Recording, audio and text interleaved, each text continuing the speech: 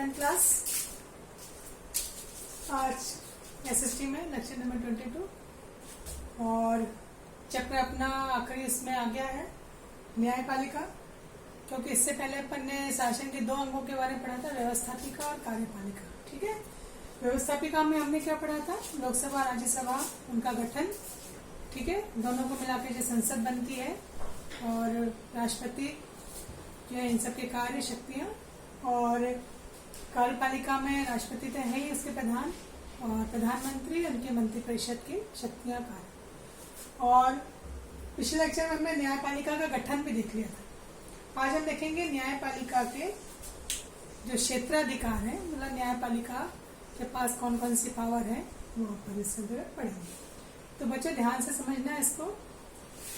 ये क्षेत्राधिकार जो है, इसमें पहला जो है, इसको दो वर्गों में बांटा गया है, मतलब इसके दो हिस्से।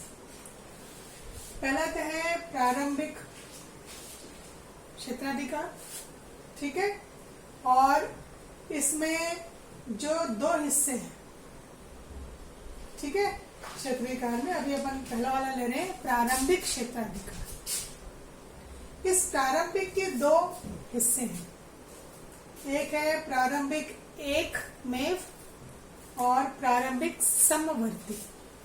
ठीक है, एकमेव मतलब इससे आशय ये निकलता है कि यहाँ पर जो सुप्रीम कोर्ट है, उच्चतम न्यायालय, ठीक है, इसके पास जो पावर है उसमें यह है कि इसमें वो मामले आते हैं जो सीधे डायरेक्ट सुप्रीम कोर्ट में लाए जाते हैं। ठीक है, तो अब ये कौन कौन से मामले, कौन कौन से ऐसे विषय हैं जो इतने पावरफुल हैं विषय कि उनकी सुनवाई सीधे कहाँ होती है? सबसे टॉप सुप्रीम कोर्ट में। तो ये देखो, इसमें मैं बता रही हूँ आपको ये कौन कौन से मामले। इसको अपन बच्चों दो कैटेगरी में, मतलब आमने सामने किस किस के, देखो हमेशा विवाद दो लोगों के बीच में होगा, अकेला व्यक्ति तो लड़ेगा नहीं, सामने किसी न किसी को होना आवश्यक है, तभी तो आपस में कहते हैं विवाद होता है। तो यहाँ पे विवाद किस किस के बीच में होगा? एक तरफ तो है भारत सरकार अपनी, ठीक है, पूरे देश की जो केंद्र सरकार है, उसके सामने या तो उसका विवाद किसी एक राज्य से हो रहा हो, या एक से ज्यादा राज्यों के बीच में विवाद हुआ। मतलब एक पार्टी तो कौन सी हो गई, अपने देश की सरकार जो केंद्र सरकार, उसका विवाद हो रहा हो किसी एक राज्य के साथ या एक से ज्यादा राज्यों के साथ, तो वो मामले सीधे कहाँ आएंगे? इसमें प्रारंभिक। दूसरा तरह का मामला कौन सा है? इसमें भी एक पक्ष में कौन है? भारत सरकार है। और यहाँ पर सामने क्या आ रहे हैं कि जो केंद्र शासित प्रदेश होते हैं, अपने दो तरह के राज्य हैं, एक तो वो जिनकी अपनी खुद की सरकार होती है वो राज्य, और एक वो सरकार, मतलब एक वो राज्य जिसका शासन से, केंद्र से शासन चलता है। तो यहाँ पर भी एक पार्टी तो कौन सी होगी? भारत सरकार, और सामने संघ राज्य एक या एक से ज्यादा, या राज्यों, मतलब संघ का एक राज्य हो या एक से ज्यादा राज्य हो, 7 केंद्र शासित प्रदेश, अब तो इनकी संख्या चेंज हो गई है, तो या राज्यों में एक से ज्यादा राज्यों के बीच में विवाद हो, वो विवाद भी कहाँ लाए जाएंगे? सीधे प्रारंभिक एकमेव में। ठीक है, और तीसरा है राज्यों में ही आपस में, यहाँ भारत सरकार ने राज्यों में ही आपस में कोई विवाद हो गया हो, तो वो मामले भी कहाँ लाए जाते हैं? प्रारंभिक क्षेत्र में। कौन सा वाला? एकमेव। दूसरा इसका जो कैटेगरी है प्रारंभिक की, समवर्ती, मतलब यहाँ पर दोनों कोर्ट, अपने यहाँ जो दो मुख्य कोर्ट हैं, एक तो सुप्रीम कोर्ट, एक हाई कोर्ट। सुप्रीम कोर्ट जो देश की है और हाई कोर्ट जो राज्यों में होती है, इन दोनों को समान अधिकार मिले हुए हैं। अगर नागरिकों के मौलिक अधिकार से संबंधित कोई विवाद है, हमें सरकार से कुछ मौलिक अधिकार मिले, उनसे संबंधित अगर कोई विवाद है, तो वो मामले यहाँ पर सीधे लाए जाते हैं, उनकी सुनवाई यहाँ पर की जाती है। तो ये तो हो गया बच्चों अपना पहला क्षेत्राधिकार, किसका? न्यायपालिका में अपन पढ़ रहे हैं, उच्चतम न्यायालय वाले।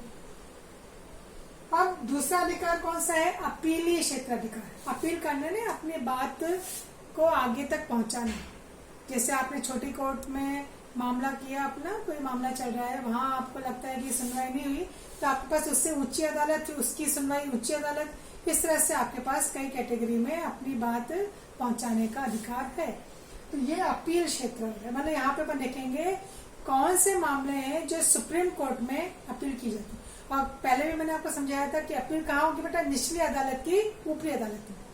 मतलब निचली अदालत में अगर कोई मामला आपके पक्ष में नहीं है या जिसका भी विवाद चल रहा है, तो वो उस निर्णय के विरुद्ध कि भाई हम इस निर्णय से संतुष्ट नहीं है, ये जो निचली अदालत ने जो हमारे फेवर में या हमारे अगेंस्ट में जो भी फैसला दिया है तो हम उससे संतुष्ट नहीं है, तो वो पार्टी आगे अपील कर सकती है। तो यहाँ बात करें कि उच्चतम न्यायालय में से कौन सी अपील जो है वो पहुंचती है, किस रूप में पहुंचती है। तो बच्चों को पहले में देखा था प्रारंभिक के 2 हिस्से, ठीक है। अपील में इसके 3-4 हिस्से हैं, 1, 2, 3 और 4, ठीक है। क्योंकि सबसे अंतिम अपील का जो न्यायालय है अपने आप कौन सा है, उच्चतम न्यायालय, सुप्रीम। सबसे लास्ट अपील कहाँ पहुंचती है, अपनी उच्चतम न्यायालय में पहुंचती है, ठीक है। तो संवैधानिक में अब यहाँ पे देखिए, उच्चतम न्यायालय को अगर लगता है कि कोई ऐसा मामला है तो मतलब कई बार खुद केस वो अपने निगरानी में रख सकते हैं। तो अगर यहाँ पर संविधान की व्याख्या से संबंधित कोई प्रश्न है, मतलब संविधान से संबंधित कोई प्रश्न है, कोई विवाद है, तो उसकी अपील सीधे कहाँ होती है, संवैधानिक क्षेत्र में, मतलब संवैधानिक मामले में ये अपील का अधिकार यहाँ पर आ जाता है। दूसरा आता है दीवानी। बच्चे दीवानी मामले जैसे अपन कहते हैं संपत्ति से जुड़े मामले, धनराशि से जुड़े मामले। तो पहले क्या था, मूल रूप में जो संविधान बना था तो ऐसा था कि भाई 20,000 तक के जो मामले होते हैं संपत्ति के, वो मामलों की सुनवाई या विवाद उनसे संबंधित जो है वो उच्चतम न्यायालय में लाए जाते हैं। किंतु बाद में क्या किया गया, 1973 में 73 में एक संविधान में संशोधन किया गया, 33वां वाला। उसमें ये संशोधित किया गया कि अब कोई भी मामले जो होते हैं दीवानी मामले वो लाए जा सकते हैं कहाँ पर, उच्चतम न्यायालय में। मतलब पहले जो धनराशि का मामला था ना, कितने 20,000 की धनराशि, अब ऐसा कुछ नहीं है। अब कोई भी मामले कहाँ लाए जा सकते हैं, दीवानी अदालत में यहाँ पर लाए जा सकते हैं। फौजदारी, अभी फौजदारी मामले में देखिए 2-3 आएंगे, ठीक है। अब फौजदारी में कोई मारपीट का मामला है, कोई हत्या का मामला है, इस तरह से मामले जो है वो यहाँ पर लाए जाते हैं। अब यहाँ पे देखिए पहली कंडीशन, अगर उच्च न्यायालय, ठीक है, पहले उच्च न्यायालय, अपन पहले एक बात करते हैं कि किसी नीची वाली अदालत में कोई निर्णय हुआ और उस निर्णय में किसी व्यक्ति को अपराध से मुक्त कर दिया, मतलब उसको अपराधी घोषित नहीं किया गया, और उस मामले को उच्च न्यायालय ने अपने वहां पर मंगवा करके और उसको क्या दे दिया हो, मृत्यु दंड दे दिया। मतलब नीचे वाली अदालत का तो निर्णय रद्द कर दिया होगा, नहीं ये कोई निर्णय नहीं, और उस व्यक्ति को या उस पक्ष को जो है क्या कर दिया हो, मृत्यु दंड। तो ऐसे में वो इसकी अपील कहाँ कर सकते हैं, उच्चतम न्यायालय में। तो ये तो हो गया पहला मामला। दूसरा, अगर उच्च न्यायालय अपने से नीचे न्यायालय के किसी विवाद को अपने यहाँ बुला करके, उच्च न्यायालय में बुला करके और मृत्युदंड दे दे, तो ऐसे मामले में वो पक्ष जिसको मृत्युदंड मिला है वो अपील कहाँ कर सकता है, उच्चतम न्यायालय। तीसरा, या उच्च न्यायालय ही ये प्रमाणित कर दे कि भाई ये जो विवाद है, ये जो मामला है, ये कहाँ जाना चाहिए, सर्वोच्च न्यायालय में जाना चाहिए, प्रमाणित कर दे। तो ऐसे मामलों की सुनवाई भी कहाँ होती है, अपील कहाँ होती है, उच्चतम न्यायालय। तो ये कहाँ गए बच्चों, ये फौजदारी मामला हो गया। फिर आता है विशिष्ट, ऐसे मामले जो इन तीनों श्रेणियों में नहीं है और इसमें सुप्रीम कोर्ट का हस्तक्षेप जरूरी है, कोई ऐसा मामला। तो ऐसे में कोई भी अदालत, उच्च न्यायालय हो, अधीनस्थ न्यायालय हो, कोई भी न्यायालय हो, यहाँ से केस जो है मंगवा करके और इसकी अपील कहाँ की जा सकती है, उच्चतम न्यायालय। पर एक ध्यान रखना, यहाँ पे सैनिक न्यायालय को छोड़ के, मतलब सैनिक न्यायालय में ये न्यायालय दखल नहीं दे सकता, क्योंकि सैनिक न्यायालय जो है उनके केस अलग ही होते हैं। तो ये विशिष्ट मामला हो गया। इसी से अब ये तो हो गए इसके सेकंड के 4 फेज, 4 हिस्से हो गए। अब आता है तीसरा वाला, ये वाला और ये वाला थोड़ा सा मिलता जुलता है। ये जो अपन ने पढ़ा था ना कि विशिष्ट मामलों में सैनिक न्यायालय को छोड़ करके और अन्य मामले जो होते हैं अदालतों के, उनकी सुनवाई, इनके विवाद को सीधे कहाँ लाया जा सकता है, उच्चतम न्यायालय।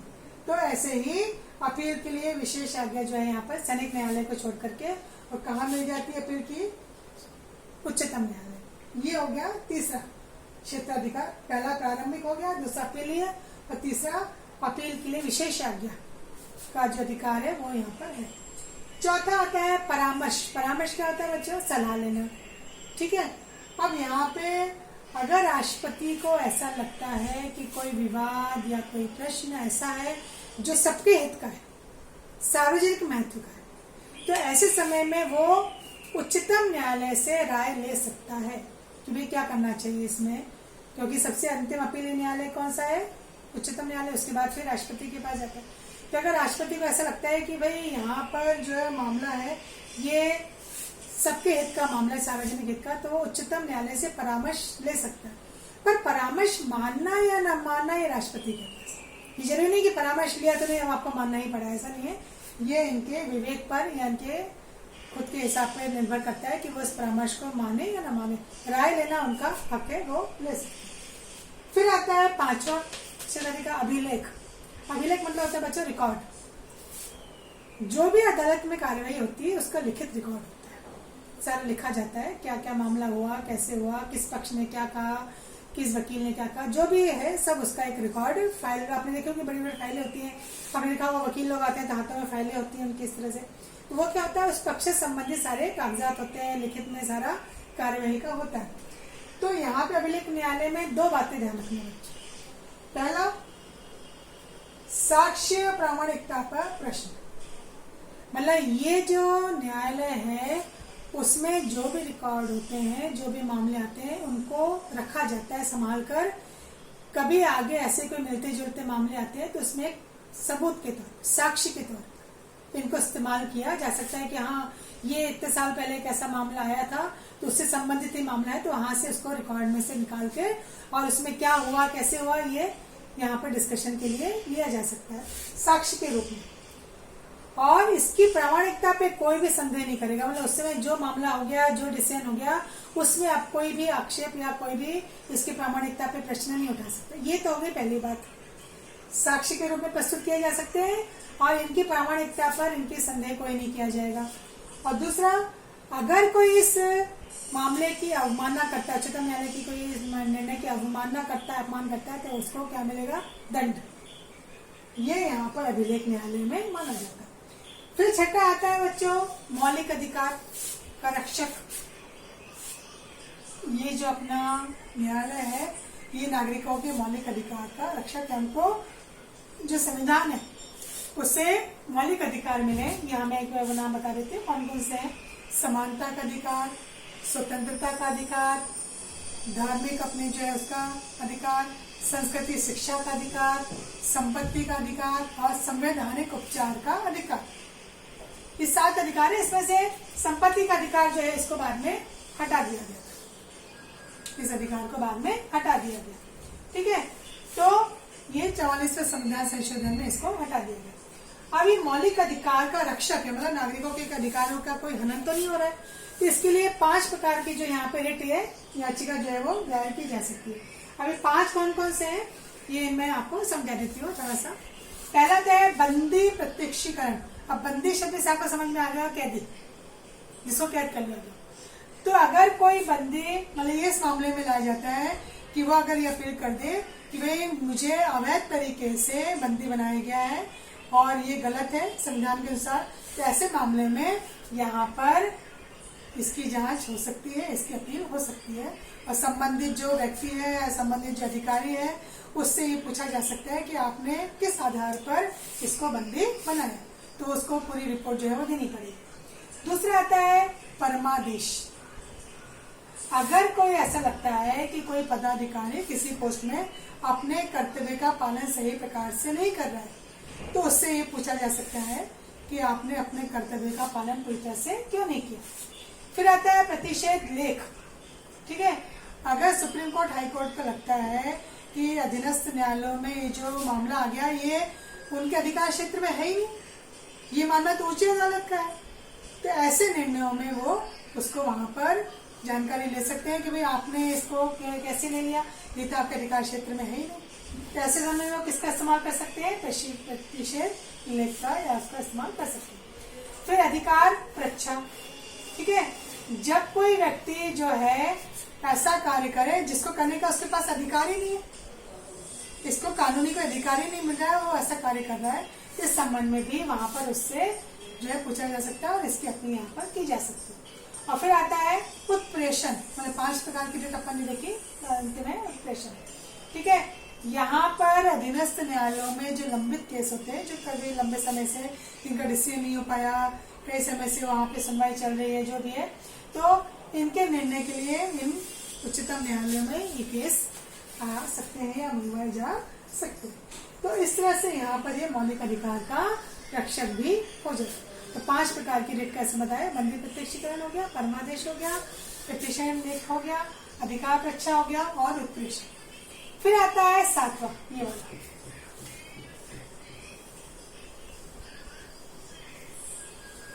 न्यायिक पुनर्विलोकन। जैसे आप रिवीजन देखते हो ना, जब हम कोई चैप्टर करते हैं उसके बाद हम उसका रिवीजन भी लेते हैं, तो यहाँ पर किस चीज को फिर से देखा जा रहा है, पुनः अवलोकन किया जा रहा है, किस चीज पर। तो यहाँ पर क्या होता है, ये संविधान का रक्षण हो रहा है, संरक्षण हो रहा है यहाँ पर संविधान का, कि कोई बात ऐसी ना हो जो संविधान के विरुद्ध जाती हो।